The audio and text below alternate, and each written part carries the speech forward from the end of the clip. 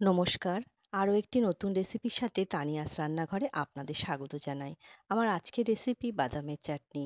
ইডলি, ধোসা, উত্তাপাম সমস্ত কিছুর সঙ্গে কিন্তু এই বাদামের চাটনিটা খেতে বেশ ভালো লাগে। অবশ্যই একবার ট্রাই করে দেখতে পারেন। বাদামের চাটনি তৈরি করার জন্য একটা ফ্রাই প্যানের মধ্যে নিলাম আমি ১ বাটি চীনা বাদাম। গ্যাসের ফ্লেম মিডিয়ামে রেখেই বাদামটা আমি ভেজে নিচ্ছি। বাদামগুলো ভেজে নেওয়া হয়ে গেছে। দেখুন বেশ ভালো মতনই ভাজা হয়ে গেছে। এবার আমি বাদামগুলো নামিয়ে নেব। একটা ডিশের মধ্যে বাদামগুলো আমি ঢেলে নিচ্ছি, নিয়ে ঠান্ডা হতে দেবো। বাদামগুলো ঠান্ডা হয়ে গেছে, এবার খোসাগুলো ছাড়িয়ে নিচ্ছি।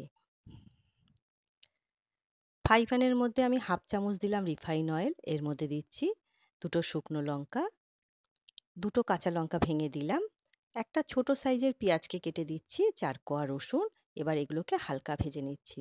আপনারা যে যেমন ঝাল খাবেন সেই বুঝেই লঙ্কা ব্যবহার করবেন। ভেজে নেওয়া হয়ে গেছে, দেখুন ঠিক এরকম হয়েছে। এবার একটু ঠান্ডা করে নেব। একটা মিক্সিং জারের মধ্যে বাদামের খোসা ছাড়ানো হয়ে গেছে, সেই বাদামটা নিয়ে নিলাম। এবার আদা রসুন যেটা আমি ভেজে নিলাম সেটা দিয়ে দিচ্ছি। দিচ্ছি সামান্য একটুখানি পাকা তেঁতুল, স্বাদ অনুসারে নুন দিয়ে। এবার অল্প অল্প করে জল দিয়ে আমি একটা পেস্ট তৈরি করে নেব। পেস্টটা তৈরি করে নেওয়া হয়ে গেছে, দেখুন খুব মিহি করে কিন্তু পেস্টটা তৈরি করে নিতে হবে। এবার একটা বোলের মধ্যে আমি বাদামের পেস্টটা ঢেলে নিচ্ছি। কতটা ঘনত্ব রাখবেন সেই বুঝে কিন্তু জল ব্যবহার করতে হবে। মিক্সিং জারে জল দিয়ে সেই জলটাও আমি এর মধ্যে দিয়ে দেবো। জলটা আমি দিয়ে দিচ্ছি। এবার খুব ভালো করে মিশিয়ে নিচ্ছি। এই বাদামের চাটনিটা অবশ্যই একবার ট্রাই করে দেখবেন। খেতে কিন্তু দুর্দান্ত হয়। খুব সুন্দর একটা রেসিপি।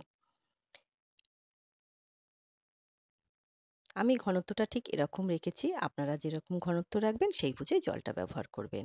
এবার আমি একটা তড়কা তৈরি করব। তড়কা প্যানের মধ্যে দিলাম 1 চামচ রিফাইন অয়েল, 1/2 চামচ সর্ষে দিচ্ছি, 2টো শুকনো লঙ্কা আর দিচ্ছি কারি পাতা।